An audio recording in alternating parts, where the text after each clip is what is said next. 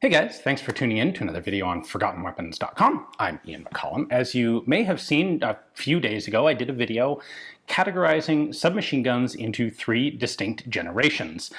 And I realized when I was filming that, I was concentrating more on the earlier generations because basically those are the guns that I had accessible to use as examples and demonstrators in the video.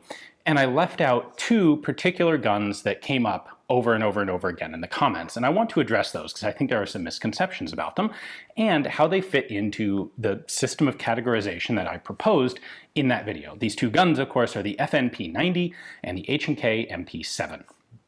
So I had a lot of people suggest that as PDWs or as guns that don't use 9x19 parabellum, that these 2 submachine guns ought to be put into some sort of 4th generation new standard type of submachine gun. And I disagree. A lot of people brought up new and ultra-modern submachine guns. And again, I tend to disagree. I don't think there has been any new development in submachine gun design that would categorize something as fundamentally new and distinct in a way that my 1st, 2nd, and 3rd generation proposed categories do. So just as a quick recap, generation 1 was basically milled. These were 1st generation submachine guns. A lot of time and work went into their manufacture, and it's the manufacturing techniques that really distinguish generation 1 from generation 2. Gen 2 was the much simplified, much cheaper, much faster to make guns, as exemplified by production beginning in World War II. The Sten, the Uzi. I should also point out, I did separate these into World War II and post-World War II 2nd generation submachine guns, wherein compactness became a more overriding design criteria after World War II, and that of course involves an element that a lot of people brought up, namely the telescoping bolt, the idea of having a lot of the bolt weight forward of the chamber instead of behind it, which allows a gun to be a lot more compact. This was first really in large scale done by the Czechs with the SA-48 system.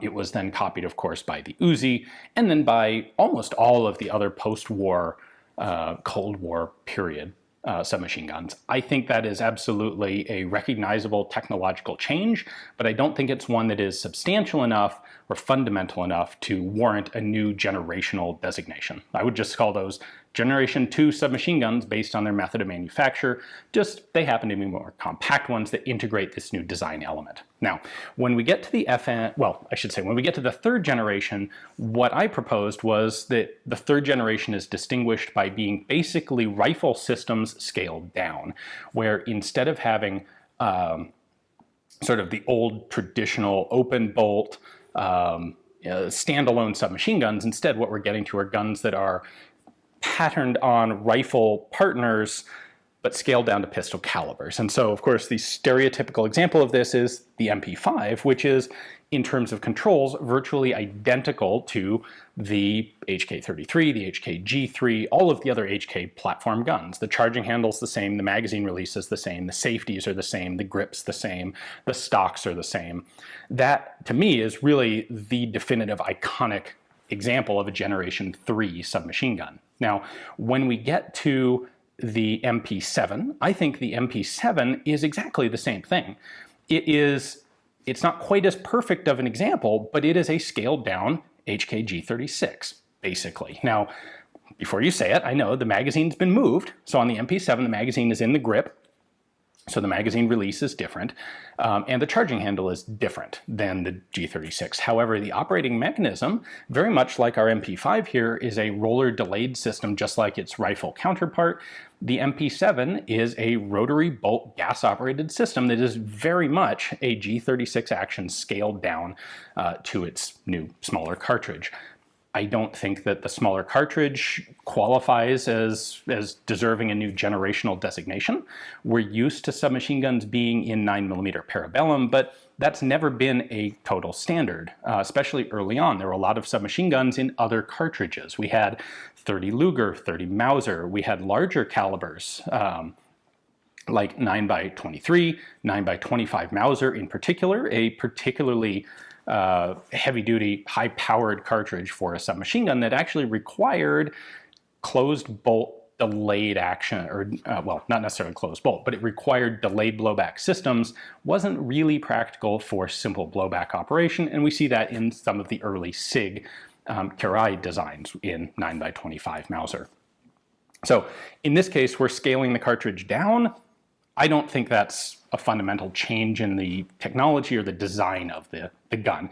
The cartridge was not scaled down because it needed to be different for the way the gun operated. The cartridge was scaled down to meet mission-based requirements for things like velocity and armor penetration. And that was easier done with a small diameter, higher velocity bullet. So that's why they scaled them down with both the MP-90 and the MP-7. So MP-7 controls, not an exact duplicate of the G36, but what you have there are controls that are going to be familiar to rifle users, and they are controls that are copied from rifle systems, instead of being the old style of kind of uniquely submachine gun-like controls. For example, locking, having a safety that is the bolt pulled back and locked up into the receiver. It's actually kind of similar to this, but for different reasons. You have a safety selector on the MP-7 that will be perfectly familiar to anyone who uses basically any modern Western rifle system. So that's the MP-7. I think it qualifies as a great example of what I defined as a Generation 3 submachine gun. The other one that came up, of course, quite a lot was the FNP90, which seems to be perhaps more of an outlier. I contend it's not so much of an outlier. Again, it's not as perfect as an example as the MP5, but the FNP90 is the submachine gun counterpart to the F2000 rifle. They are both bullpup systems. They both have the same style of grip hardware, grip architecture. They both have the same safety, which is a rotary lock, a rotary lever in the trigger guard. They don't quite work the same way. The F2000 has a 3-position safety lever. The P90 has a progressive trigger.